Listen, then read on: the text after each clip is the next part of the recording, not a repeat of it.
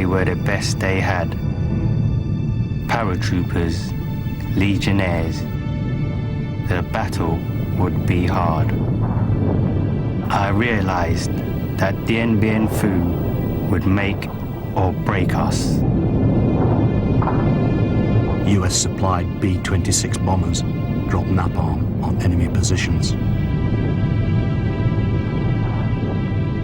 The French garrison below is outnumbered 4-1 by a Viet Minh army 50,000 strong, which completely encircles it. General Giap, late November 1953.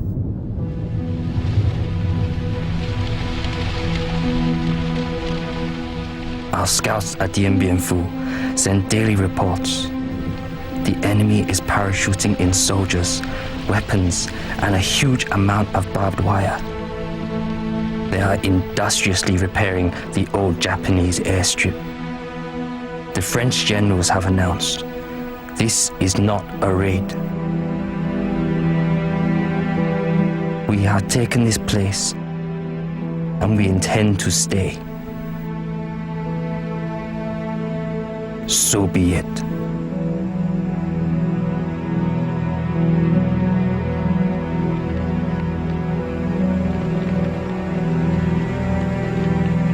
Soviet director Roman Kármán is given total access to Giap's army to help him tell the story of the battle. The French have made a critical error, assuming that Dien Bien Phu is safe from attack by heavy armor and artillery. General Giap. I ordered our 351st Engineering Artillery Division to toil day and night to widen the 82-kilometer trail to Dien Bien Phu for our motorized vehicles. Then they built a 15-kilometer track through the mountains so we could haul our artillery to the front by hand.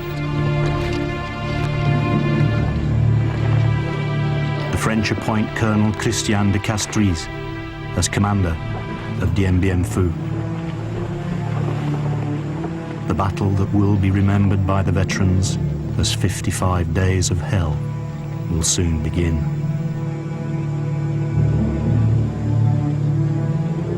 No quarter will be given, none will be asked for.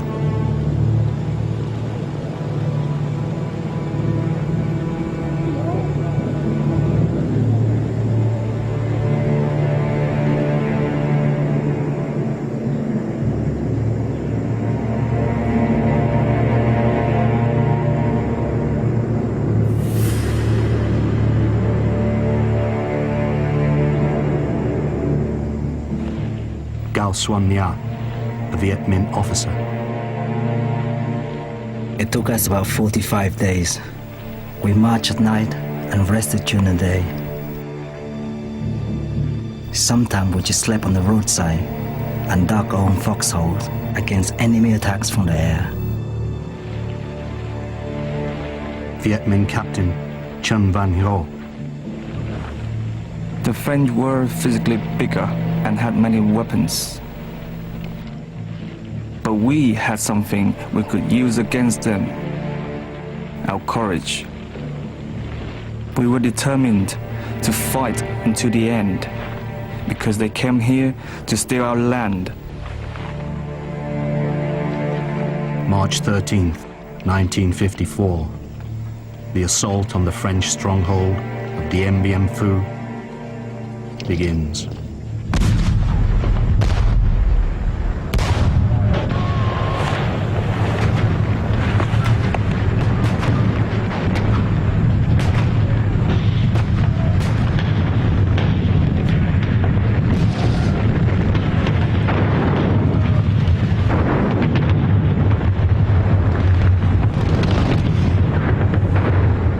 General Giap. The French could not resolve the threat to their airfield. Their porcupine defense had lost a vital element, its strength in the air. They could only reinforce their units with parachute drops, and they could not get their wounded out. Their camp had only 40 beds in its medical unit, and they had already hundreds of wounded. This was the French command's nightmare. Amid gruesome scenes, reminiscent of the trench warfare and mass infantry attacks of the First World War, the death toll rises.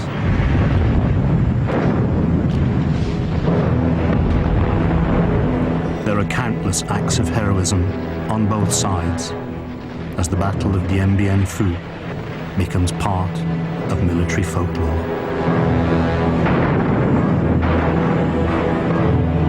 It also becomes a glorious victory for the Viet Minh and a shameful defeat for the French.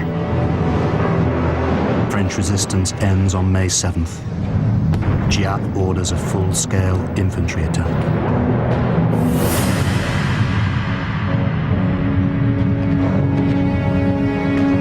De Castries radios Colonel Cogny at headquarters in Hanoi. The Viets are everywhere. The situation is very grave. I feel the end is approaching. General Giap. Tonight, you will attack the Porcupine's Eye and finish it off.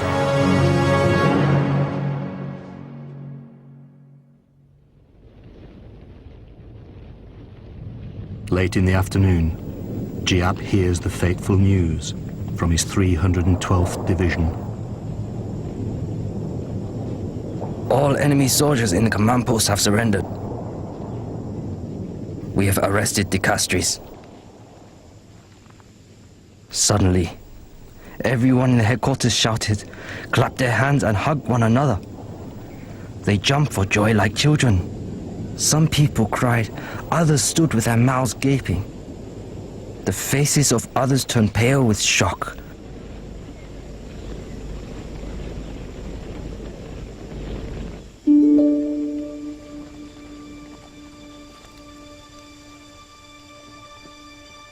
French commander De Castries, who has been promoted to Brigadier General during the battle, becomes a prisoner of war. He will be released after 4 months. One of the lucky ones. 1,500 men under his command are dead. Several thousand more are wounded.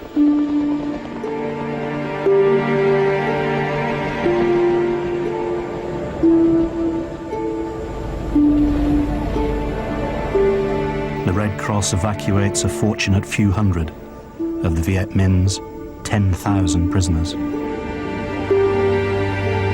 But most are force-marched to prisoner of war camps hundreds of kilometers away.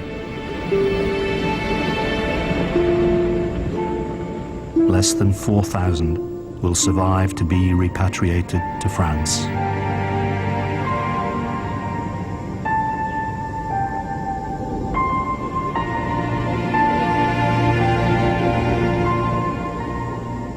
Viet Minh casualties are 15,000 wounded and 8